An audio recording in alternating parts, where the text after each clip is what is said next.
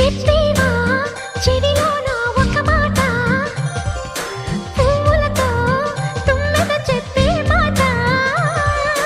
నీ చిరునవ్వు సాక్షిగా తాజ్ మహల్ నాదట, నీ పెదవంచు సాక్షిగా షాజహాను నేనట. నీ తీయని ప్రేమకి నా పెదవే నజరానా, నీ పైటకి నేనిక బానిసనే మెరజానా.